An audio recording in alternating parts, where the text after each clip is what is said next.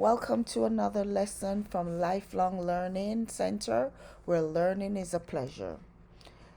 Today we'll learn how to write an exponential function from a table.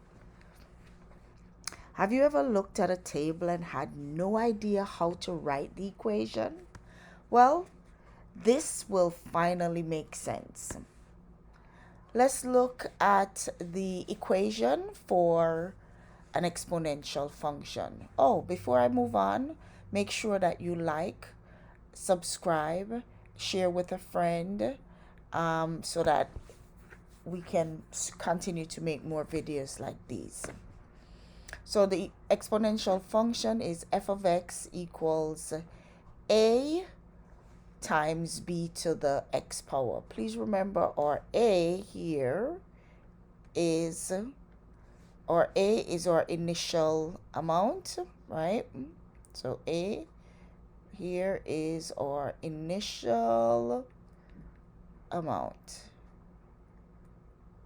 and b is our growth factor. So our growth factor can either be a decay or it can be a growth, exponential growth or decay.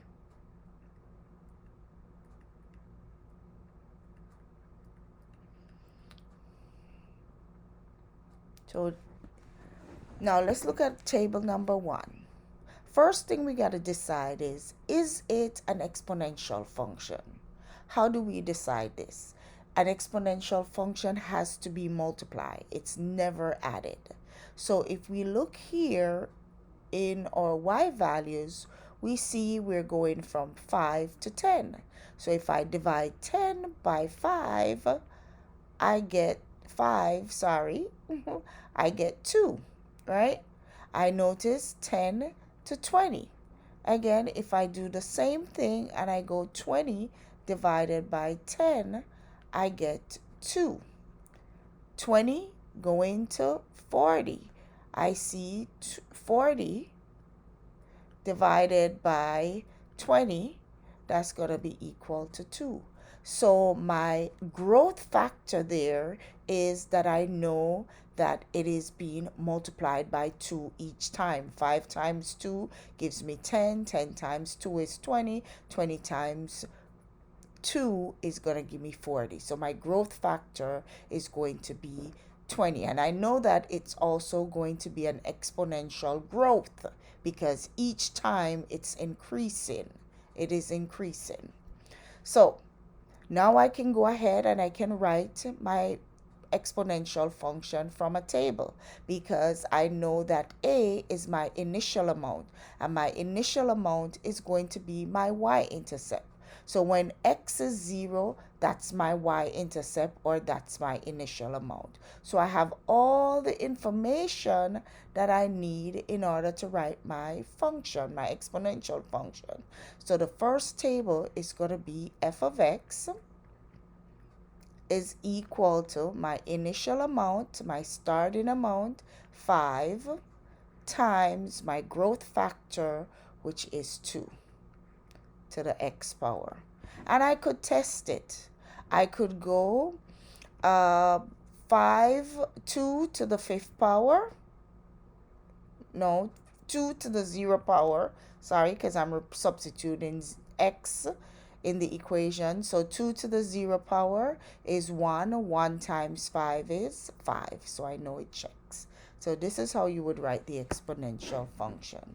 Let's look at the second table here. Here we're going to check. We notice 216, right, to 36. We have 36 to 6. So if I go 36 divided by 216, I know I'm going to get, or if I should simplify it as a fraction, I'm going to get 1/6, right? If I do 6 divided by 36, or as a fraction in simplest form, I'm going to get 1/6. If I do 1 divided by 6 as a fraction, that's 1/6. And then here I have 1/6 divided by 1, sorry, I'm going to get 1/6. So my growth factor here, and this, notice here, this, my growth factor is less than 1. So in this case, I'm not going to have a growth, but I'm going to have a decay because the numbers are reducing by 1/6. So I know what my growth factor is, which is 1/6, which is a decay. I can also see from the table that my initial amount is 216. When x is 0, that's my initial amount, starting amount, or my y-intercept, right? So now I have all the information to write my exponential function.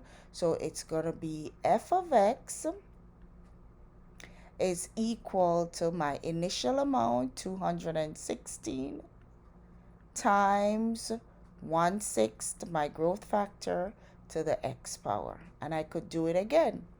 Any number raised to the 0 power, replace x with 0. That's 1 times 216. That gives me 216.